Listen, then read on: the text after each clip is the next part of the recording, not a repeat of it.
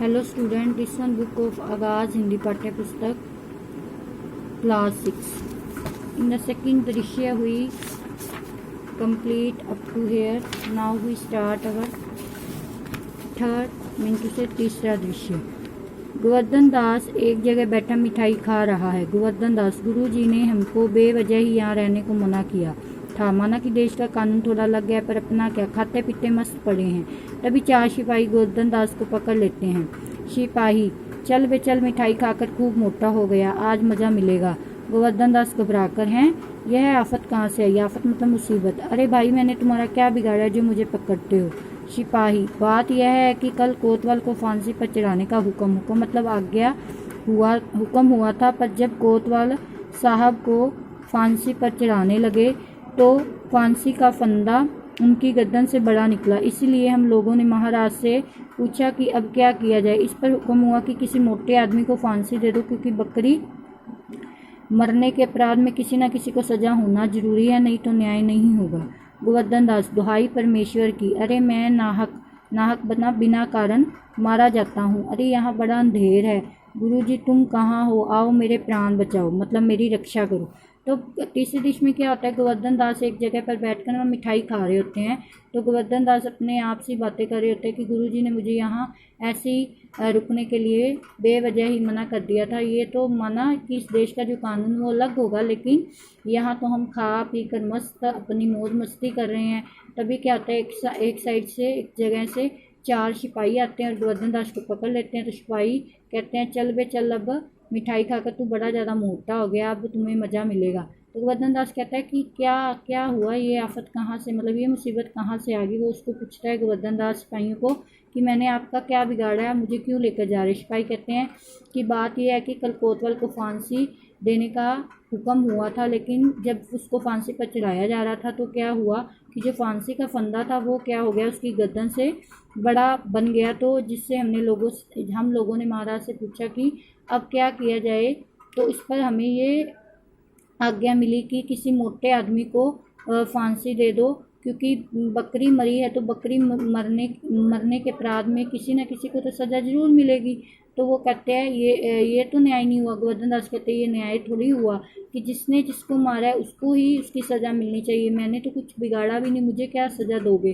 तो गोवर्धन दास कहता है कि हे परमेश्वर, मतलब वो अपने भगवान से प्रार्थना करने लगता है और वो कहता है कि मैं बिना कारण ही मारा जाता हूँ. तो वो कहता है सच में गुरुजी कहते थे कि यहाँ बहुत अंधेर है.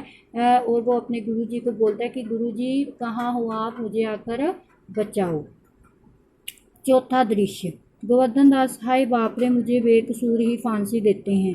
सिपाही: अबे चुप रहे, राजा का हुक्म भला कहीं नहीं टल सकता. गोवर्धन दास: हाय, मैंने गुरुजी का कहना ना माना, यह सब उसी का फल है. गुरुजी कहाँ हो, बचाओ गुरुजी.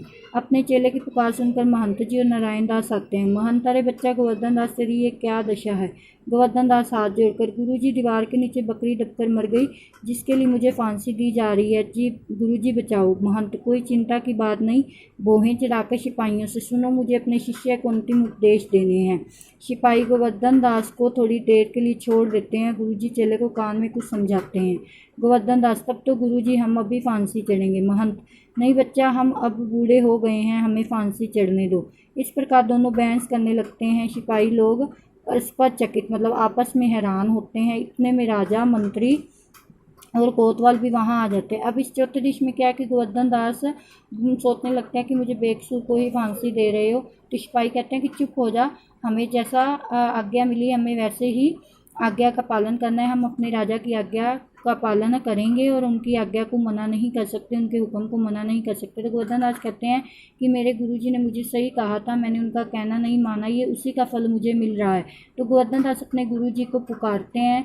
तो जो महंत जी होते हैं, उनके गुरुजी, वो गोवर्धन दास की आवाज़ सुन लेते हैं और आ जाते हैं. तो महंत जी कहते हैं क्या हुआ गोवर्धन दास, तेरी ये हालत कैसे होगी. गोवर्धन दास कहते हैं गुरुजी, दीवार के नीचे बकरी दब के मर गई थी और उसकी वजह से मुझे फांसी पे चढ़ा रहे हैं, मतलब मुझे फांसी दे रहे हैं, मुझे बचाओ. महंत कहते हैं कोई बात नहीं, तुम चिंता मत करो.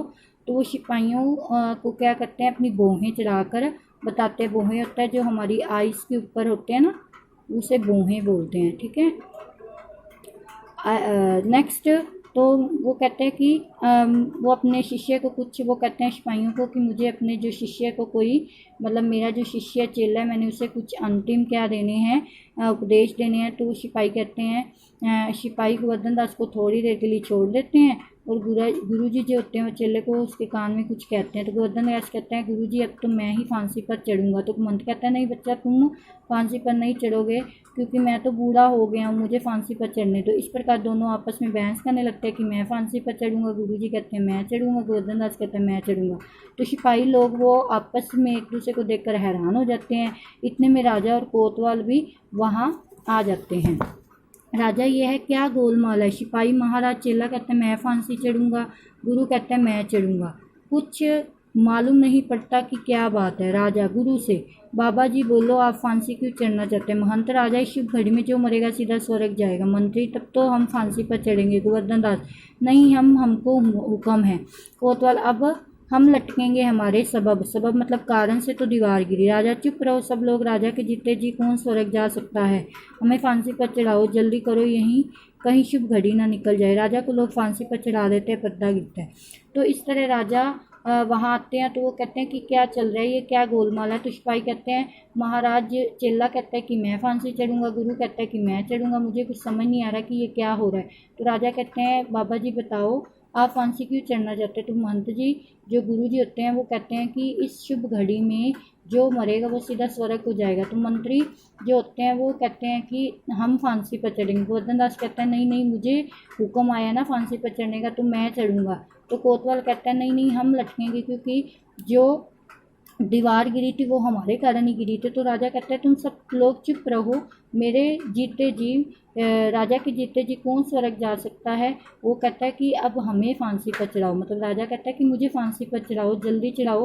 वो कहता है कि कहीं ये शुभ घड़ी हाथ से निकल ना जाए। तो जो राजा होते हैं वो लोग जो होते हैं वो राजा को फांसी चढ़ा देते हैं। इससे क्या हो जाता है, पर्दा गिरता है। तो इस कहानी से हमें ये शिक्षा मिलती है कि अपने जीवन में हर काम को सोच समझकर करना चाहिए और हमारे अंदर समझदारी होना बहुत ज़रूरी है कि जो लोग समझदार नहीं होते उनका इस चौपट राजा की तरह ही विनाश होता है, वो चौपट राजा की तरह ही ख़त्म हो जाता है। तो मिंटू से इसमें क्या था कि चौपट राजा को न्याय करने का ढंग नहीं आता था, उसे ये नहीं पता चलता था कि किस तरह का न्याय कैसा करना चाहिए, कौन सा न्याय किसके लिए सही है। तो वो बिना किसी कसूर के बेकसूर को एक सज़ा देने जा रहे थे, जिससे उनके गुरुजी ने उनको आकर बचाया और वो खुद ही राजा क्या हुए, बिना सोचे समझे ही क्या अपने आप को उन्होंने फांसी दिलवा ली। तो इससे हमें ये शिक्षा मिलती है कि हमें अपने जीवन में समझदार होना चाहिए और हर काम को समझदारी से करना चाहिए। Thank you student.